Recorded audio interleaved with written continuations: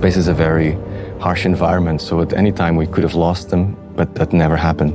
We're now into the 24th year of a 2-year mission. I see it as the natural conclusion to a long lifetime. Over the years, you develop a personal relationship with these machines. My experience of Cluster has been one of the best things about my career in space. I've been working on Cluster since the beginning of my career. It's been a constant companion. It is a family. It is a sense of family that you get from spending so much time with them, and also from their great passion for what they do. And the fact that it's coming to an end, it is a bit sad to see the satellites go. They've been there so steady and so robust throughout the years, providing the data that they need to provide. But on the other hand, I'm really glad that they go on our own terms. This is an instrument that was designed to work for 2 years, but we always build some sort of contingency into these instruments to just in case something goes wrong. And we've proved that we've actually been able to run it for 24 years, which is quite amazing.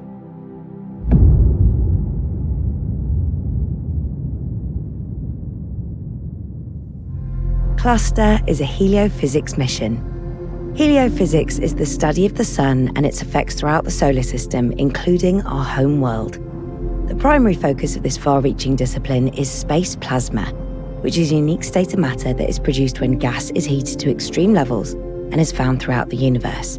This groundbreaking mission was designed to consist of 4 identical satellites, named Rumba, Samba, Salsa, and Tango.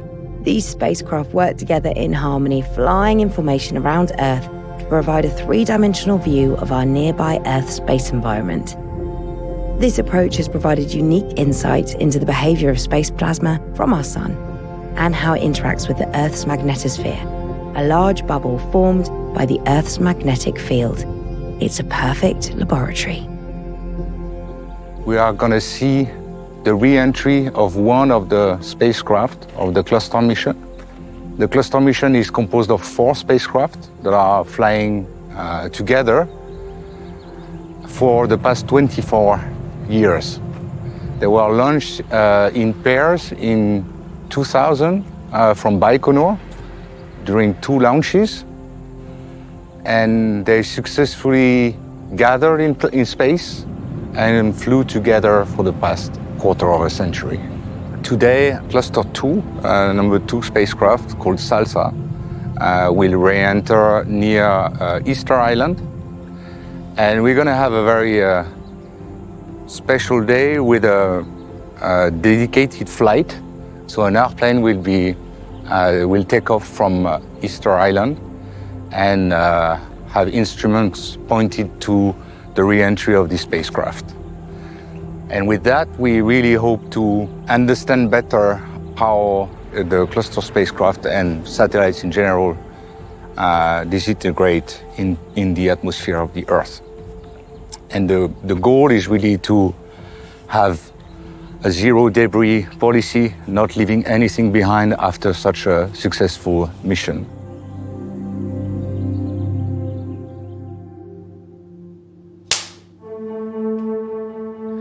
So for tens of years since the beginning of the space age, we had either one spacecraft, at best 2 spacecraft following each other. And we are in a 3D environment, and we have 1 point of measurement. And if you do basic physics, you realize that you need at least 4 points of measurements. Otherwise, you have some hypotheses you can never test. The specific thing about Cluster that's different to anything that came before, and let's make a comparison to, say, weather buoys or a buoy in the ocean. If you have 1 point in the middle of the ocean, you've got 1 point in the middle of the ocean. You don't know what something's happening 4,000 kilometers away. There could be a storm and it's sunlight where this one is. This is similar to what we see in space. There are these differences in location. We also have phenomena like waves, turbulence. All of these things have structure on different scales.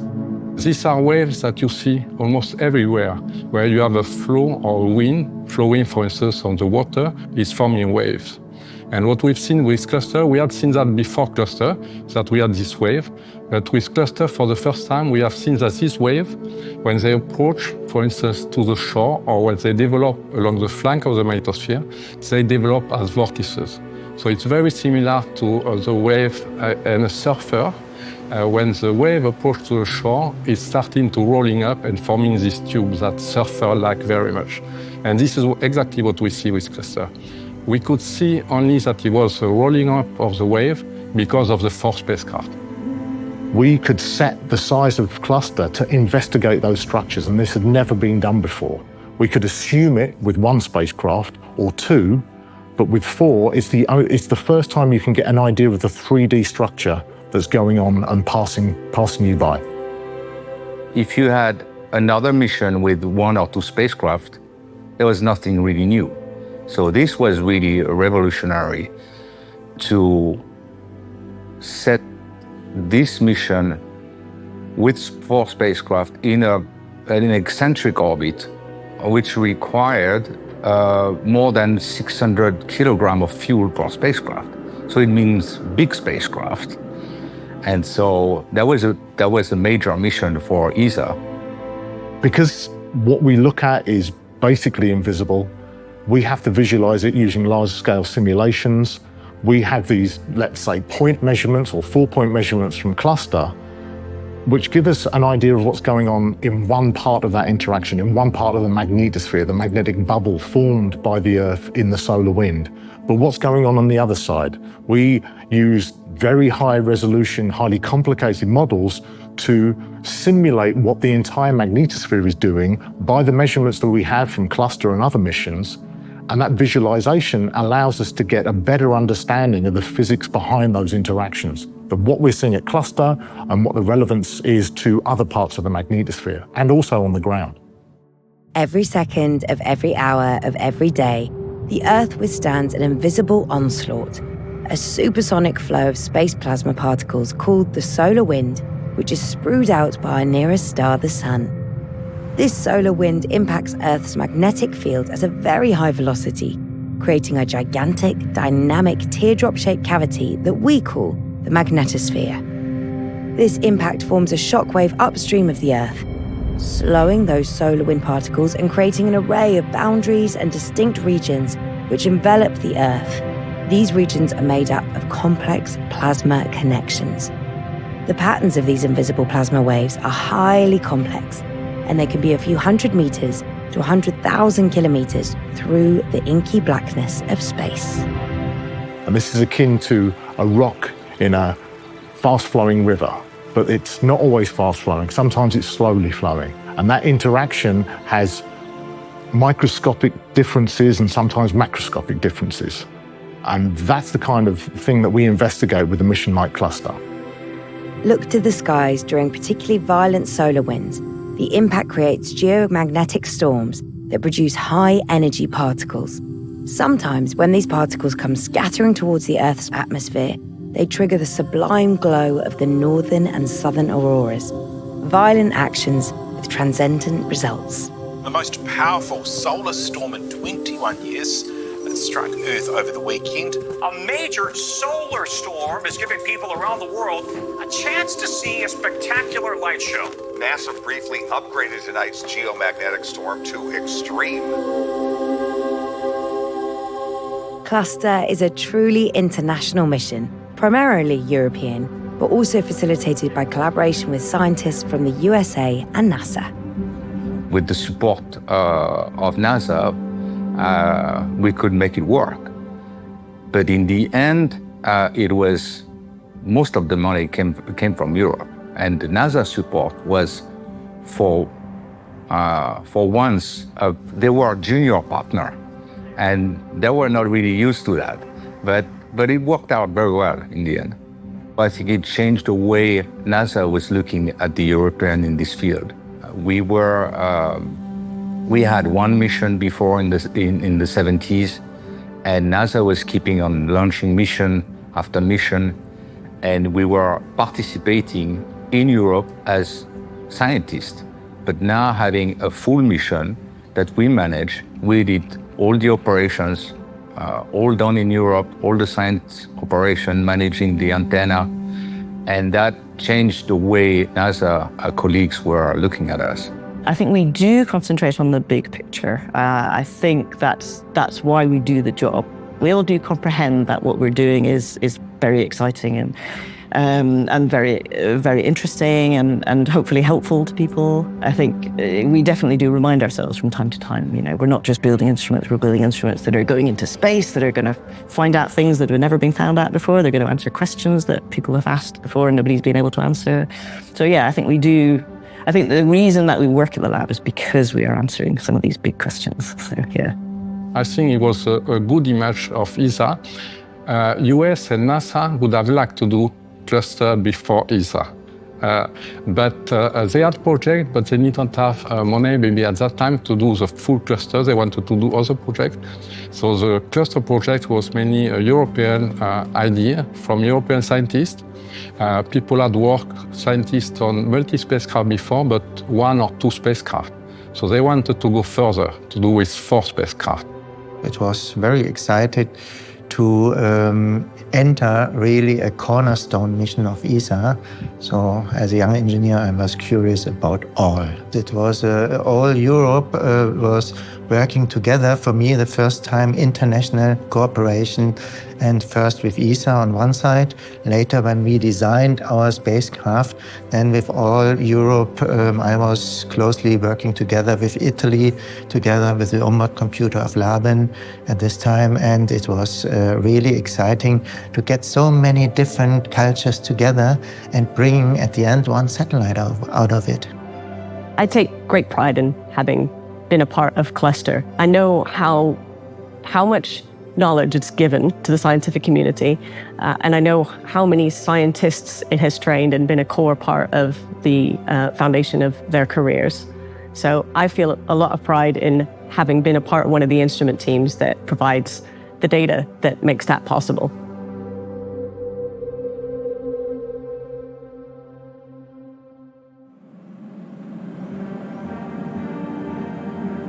Cluster was at the time a pioneer mission to study the sun and how the sun affects the Earth. There was a proposal made a long time ago, I think during the 80s. Eventually that became a mission that was going to be developed for ESA. And in '96, the mission was ready to be launched, and it got to become the passengers for the very first launch of Ariane 5 rocket.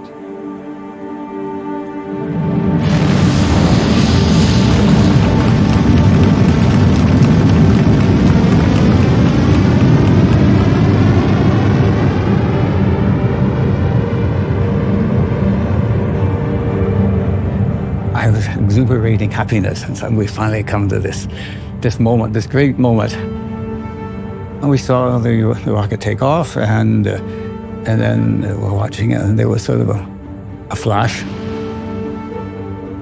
We didn't see all the spectacular smoke that you see in that photograph that is always shown. We just saw this flash, and I said, "Oh, that's the separation of the first stage, isn't it?" Silence. Unfortunately, this flight didn't go according to plan, and the rocket blew up 40 seconds into the flight, and that meant all 4 satellites were lost in one go. And then came this voice. That was the cluster mission. I don't know what I said. I think I screamed no or something like this. It was, yeah, that was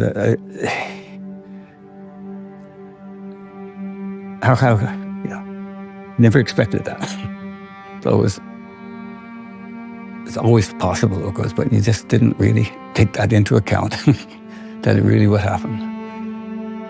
You're working 6 years, more or less day and night, thinking about how to get them running in space, and then suddenly they explode. So I saw a strong man who I never thought they will cry. They were crying for the cluster satellites, and of course me as well. For the scientists, it was a catastrophe. So the future was changed with one moment, 1 second. For the cluster launch, I was in a room Under the Louvre in Paris, there is a huge room where you have thousands of people. It was fully packed. Invitation from Arianespace. It was the first big new rocket from Arianespace. So Arianespace had invited many people, engineers and also politics. And I was there, one of them, watching on a big screen. And then after 40 seconds, we saw this very bad image with falling debris. And then it was a disaster. The president of France, Chirac at that time, should have come after the launch to thank everybody. And then instead, he did not come, he sent his prime minister because he didn't want to show up in this very bad event then. Well, I was in the room at the French Space Agency at CNES, and there was a massive buffet. There were hundreds of people, engineers, managers. There was tons of champagne, and the lunch started, and for 20 seconds everything went fine. So people starting to applaud, and the room became totally silent. And people starting to cry. And nobody touched any bottle of champagne in the end, which was a shame. But in the end, it was a massive catastrophe, both for scientists, but also for the launchers, because Ariane 4 was so reliable that people trusted all the technology. But because Ariane 5 was really new, in the end, yes, something went wrong. Something was not tested properly, and the launcher exploded. And I remember sitting down and saying, what am I gonna do? This is the end of my career. So yeah, it's quite funny that after 25 years, I'm talking about cluster and the end of cluster. We work very intensively with these machines. We work day and night.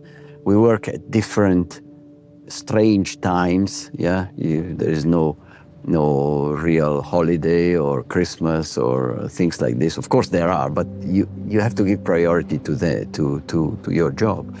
You tend to see these machines as part of your family. Your family has to adapt to the needs of these machines. You have to plan holidays based on what the machine needs. So you actually have a relationship which is, to a certain extent, like with a human being.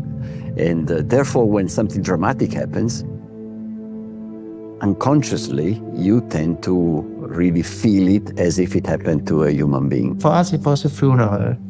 Our 4 satellites were like kids, and they were just exploded. So this was really, deeper in the heart to really lose 4 satellites, 4 babies of 6 years of our life, intensive life. When there is an emergency with a spacecraft, you don't leave, don't go back until the emergency is solved, as if it were really an emergency which is, say, life or death type of thing. Of course, it sounds like a bit exaggerated, but you feel it like this. The perception is there. It appeared that people tried to vanish everything in one go, which could remind people about cluster. I'll give you one example. Being the flight director, but part of the flight control team, we had our flight operations plan, paperwork in front of us laying there in the main control room. And all of a sudden, you had seen that people were removing all these documents. And just to swap it away and to make this not happen. Secondly, at that time, our Director General stated, we are all guilty, which I didn't want to subscribe to because we didn't do something wrong, which was also the result of an inquiry report later on. It was just a stupidity, a mistake that Ariane 4 software was used for Ariane 5, and this was the reason, the proven reason why the mission failed. And for me, it was a very difficult time because it was the first project here in ESOC. I invested counted back from 87 January to June 96. Yeah? So it was almost a decade, and this was a bad time, but it made us stronger because I was responsible also at that time for the team here, directly responsible. People were also responsible because they had contractual relationships or so whatever. And for me, it was then important that I could ensure that everybody who worked on cluster had a future. I was not part of the team of recovering the cluster debris in the jungle. I got those pictures from our PA guy, Arjen Timon. He was there from industry, so taking care that all the right pieces were collected, and some of the ESA staff who were there supporting the launch operations in Kourou. So I was at this time in Darmstadt, and he was in Kourou, and with the Legionnaires. This must have been a really great experience, being an adventure to go in the jungle and rescue all the pieces. So on the one hand, it's like a rescue, a little bit of getting hands on our clusters. But on the other hand, it was maybe painful, and seeing this was a tank and now it's just rubbish. This was a central cylinder and now it's just blown up, and so all the boxes inside. This is what remained from one of the experiments on Cluster 1. We have on each spacecraft, we have an electric antenna. And you can see it here. This is this thin wire. This is actually 50 meters long. So in space, it's deployed very slowly. And as the spacecraft is spinning, well, if you deploy correctly, then in the end, you will have a fixed antenna over 50 meters, and we have 4 of them on each spacecraft. And it's quite amazing that after the explosion of a launcher, it's really in a pretty good shape, right? So yeah, those are really rock solid experiments. That's really rocket science.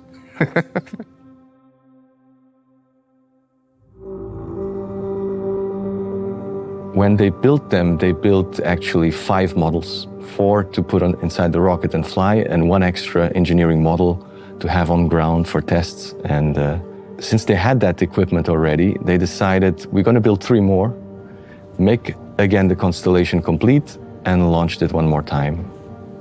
So within 4 years, they've rebuilt, and they refurbished a little bit the engineering model, to make it flight worthy, and then they added on these 3 additional satellites. I think to see then how our director of science at that time, Roger Bonnet, fought together with his team to get a cluster reinstated, this was fantastic. And then back in 2000 exactly, we had these two launches with the Russians, and to see also how the Russians approached the whole lot was something new to us, to me. One of the things they did was they replaced the tape recorder that was on the original constellation by a solid-state memory, which means the satellites would become more robust to mechanical problems that normally occur if you have a tape recorder, which was normal back in the 90s. So they got the first solid-state recorder on board, and then they got launched 2 by 2 with 2 Soyuz rockets in the summer of 2000. This was definitely something which also is, as far as I know, unprecedented. It was exactly just 3 years to rebuild it. 3 years to rebuild it, because the approval came 1997 in January, and we flew in basically 3.5 years later. I like to think that space is still one of the areas where we continue to cooperate internationally with everybody.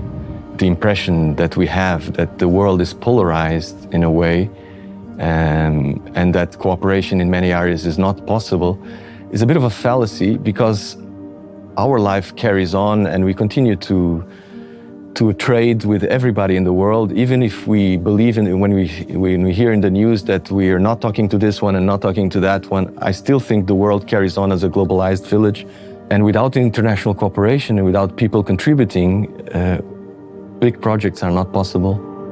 The beauty of everybody coming together from different countries is because it's completely apolitical. You know, we're working together on the science. There's no politics involved at all. But there is culture, so you can go to a different country, you can learn about a different country. You learn so much more about a country by working in it with the people that live there. So from that point of view, I think working with people all over the world has been fascinating, really interesting. The missions that are the most successful and that last the longest have teams, international teams, that can work together for many, many years. And that takes trust, and it takes a lot of communication, a lot of dialogue. These are not things that I think people typically associate with science and with scientists, but it is a big part of what we do, and it is a big part of what makes us successful in answering those big, complicated questions about how everything works.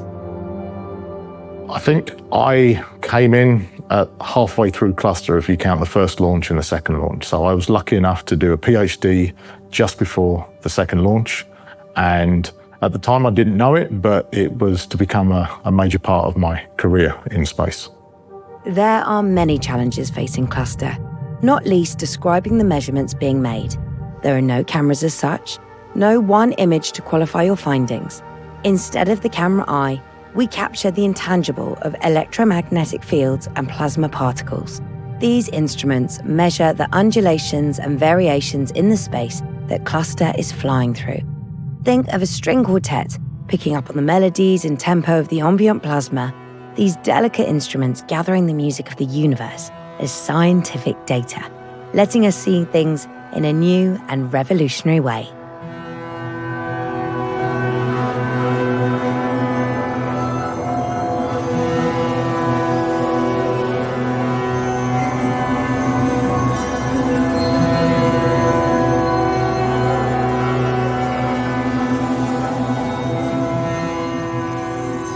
This is the long road, decades in the making.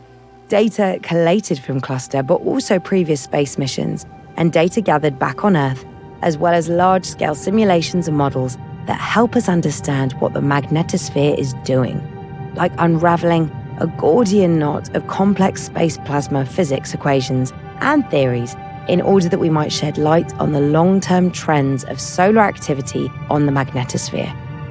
In layman's terms, this means that we can trace an electric current observed at Cluster to the aurora and back down to the Earth, literally from heaven to Earth. Cluster literally changed the way we saw space and the planet we call home. Its research into space plasma and how we see it helps set the template for a new generation of missions and exploration. For now, the magic number is no longer 4, but multiple craft, at least 7 in number, covering multiple scales at the same time, opening our eyes even wider. Thanks to Cluster, we can now do more than just imagine plasma observatories and newer, evolving ways to explore and research. Thanks to Cluster, the future is now. They're still using data back from the beginning of the mission to make models and study phenomena. So, as it was originally planned only for 5 years, it would have only just seen a brief period of the life of the sun and its activity. But as it's lasted for 24, we've actually covered 2 full sun cycles with a lot of activity, low activity, lot of activity, low activity. And this is a great data set. This is an amazing data set covering so much activity, so many different conditions in so many regions around. Our orbit has not been fixed in space. It has been wobbling and moving. Our inclination has changed. We've visited many regions in the front of the magnetic field, in the tail, in the sides, on the cusps. We've been all over the place collecting an immense amount of data. Throughout the years, we've optimized the amount of data we've collected. We've collected more and more and more. We just recently, a few weeks ago, we've beaten our record for data collected within one planning period. That's a week of planning. We reached our highest value ever just recently. So that has been also always on a positive trend. So it will leave an enormous legacy for the future.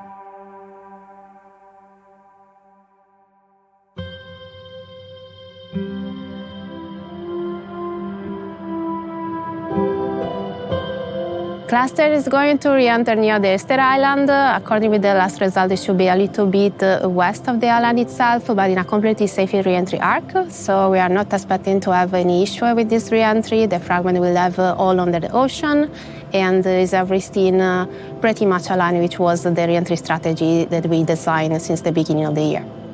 The monitor of the re-entry of clustering is very important for a scientific point of view because it's a rare occasion to observe an object as re-entering. We have the precise location of the re-entry. That is something that doesn't happen very often and is due to the particular type of orbit that is clustered on. And we will be able to observe an hypervelocity re-entry and to validate model that we don't know how to modelize, so how these objects break up in the atmosphere, how much temperature it can reach, and it will give us also information on how big and where this object can survive. You become so close to the instruments and knowing how they react under certain circumstances and caring for them and looking out after them just like family. And so this re-entry event for Spacecraft 2 seemed like a very sad event.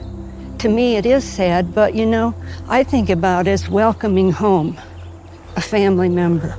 My emotions here are very divided. I'm super relieved on the fact that everything is going very well and has been so much work and so many people, so much effort, but at the same time is ending a great experience. So it's kind of finishing on both sides, sadness and happiness. But anyway, definitely awesome experience and positive feeling. 12 minutes left with visibility from our ground station in Kourou. So we were still able to see the satellite. We just had a little ceremony back there. We sent the last commands to the satellites. So we put together a special instruction for the controller, and in that instruction we just asked 10 commands to be put on the stack, and each of one of us has sent it as a way to say goodbye. It's just a dummy command to ask the satellite, "Are you alive?" And the satellite replies, "Yes, I'm alive." So we asked it 10 times, and it said 10 times. But if we try this tomorrow, it won't be the case. So there is half an hour left in the lifetime of the satellites. I actually had a lot of trepidation about coming here. I almost bailed a couple of times because I didn't know if I could handle the feeling of it. Having been through the end of mission for Cassini, I remember what that felt like, and it does change. Well, it did for me anyway. It changed my kind of emotional state and my viewpoint on working on the mission quite a bit. We are already starting to see the satellite warming up, so it's getting closer to the Earth. The radiation of the Earth is already making here the temperatures go up a little bit. Yeah, we're flying over Brazil right now, and yeah, we're approaching it any minute now.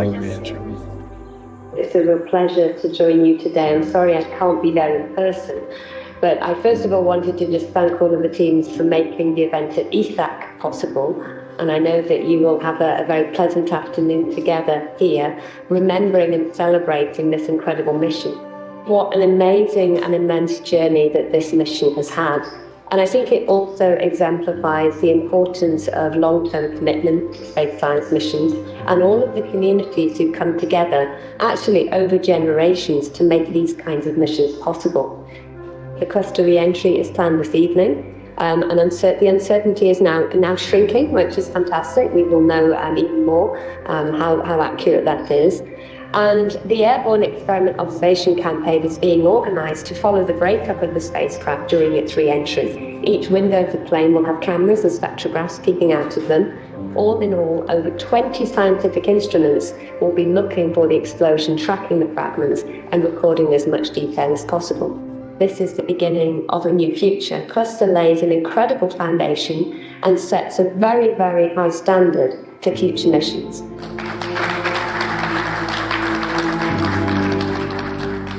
I was not looking forward to this. I've had this experience before with Rosetta, and to be very brutally honest, Cluster I feel a much greater connection to, because it was there at the beginning of my career. I built my career on Cluster. Because of Cluster, I'm here. I worked on Cluster as a project scientist for a long time as well. So this weekend's been very difficult for me, and I don't think it's yet sunk in what's happened.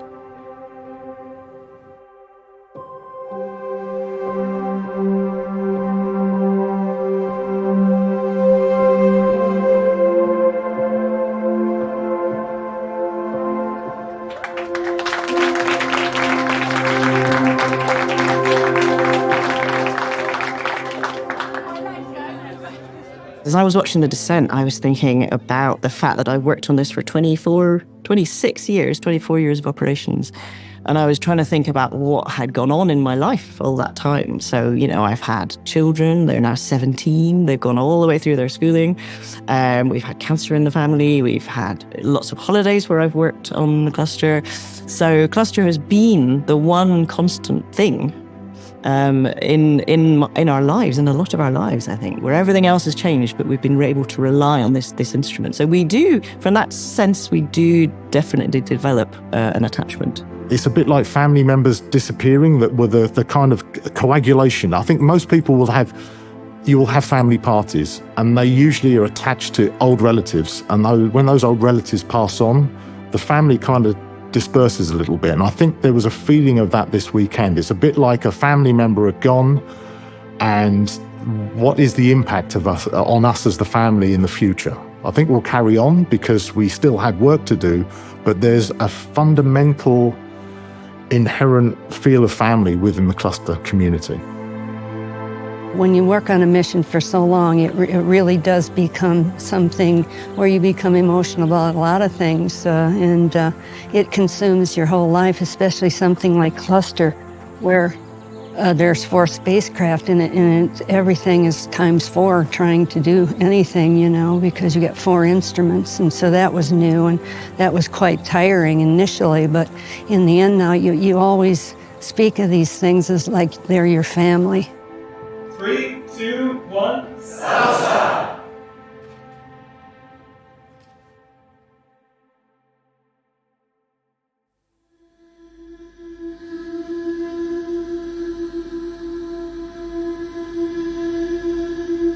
When we work with these spacecraft for so long, we get an intimate relationship with them. There's not just a bunch of metal and electronics which make queer signals and such. They are our children, our family. And therefore, the other day when I started to think, what is Cluster 2 Salsa going through now?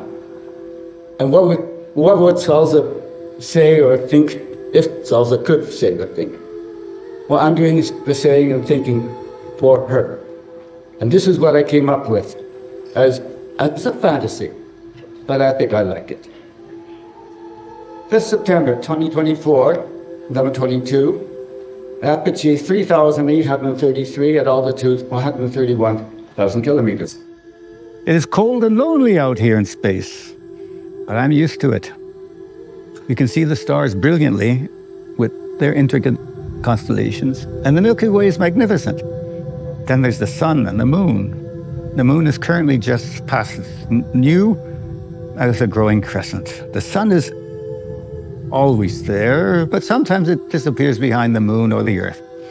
When that happens, I suffer a blackout. And I know nothing until it appears again. And then all my circuits start humming once more, and my passengers start doing their things. Whatever that is, that doesn't concern me. I am Salsa, one of the 4 dancing clusters circling the earth. I have not talked to my sisters, Rumba, Samba, and Tango, for years, not since we started this adventure long ago. I ask the Earth. It is the biggest thing to see here. At the moment, it is 6 times larger than the Sun, but it's also a crescent right now, as seen from here. I see mainly the night side with its fascinating sparkling lights. I wonder what they are. The main attraction for me, though, is the roller coaster. It's about to start once more. slowly at first, but gradually gaining speed until it becomes a mighty rush towards the Earth, which then gets larger and larger. That is when I might glimpse my sisters as we careen around the planet. But we are moving too fast to wave hello. Yes, as we swing by the Earth, it is very large, about 5 times the size that it is seen from way out here, usually. But recently, it's been getting much larger, filling almost half the whole sky. Oh, I feel I'm starting the roller coaster ride once more, ready for my 27-hour plunge to the Earth. I wonder how big it will be on this run. It's a shame there are no loopings. I've been doing some thinking during this ascent. It all seems so different from what happened before. Those tech fellows in Darmstadt, they know what they're doing, don't they? They usually take good care of me, nudging me a bit here and there to keep things running right. I'm going to have to talk with them the next time we have contact. I've had enough of this business. After 24 years, a lady in my age deserves better treatment. How about sending me off to Alpha Centauri for a rest? I'll be in coma most of the times once the sun is too weak to keep me awake, but that's all right. Maybe I should have a temper tantrum or do one of my switchovers to annoy them. Which one would be the best? Of course, I could try to talk to them. Normally, it is the passengers who do all the talking. You would think they own the shop. They've been abnormally quiet for some time now, so I will have all the bandwidth to myself to give Darmstadt a piece of my mind. Funny, do the passengers know something that I don't? I've reached the high point now and feel the crossover to the descent. I wonder if my sisters are going through this too. In spite of what I just said, it is indeed very exciting. It's a shame there are no loopings. 8th of December, 1848, re-entry, altitude 0. And then there were 3.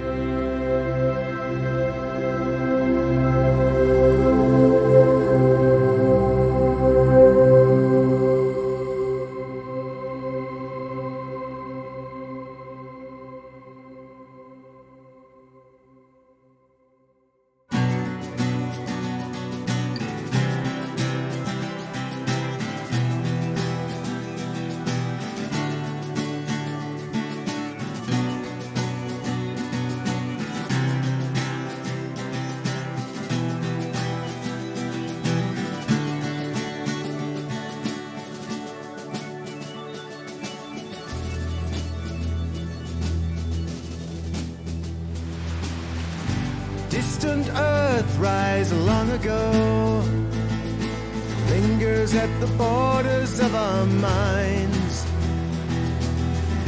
Mysteries spinning in the dark, in the frozen emptiness of time.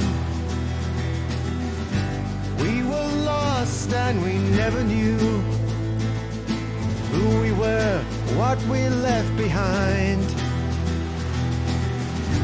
Living half-lives, we were blind to the new frontiers that opened up our eyes. To find our minds were spinning, souls entwined in a spiral dance. The ancient ways that bound us again, together's wordless chance.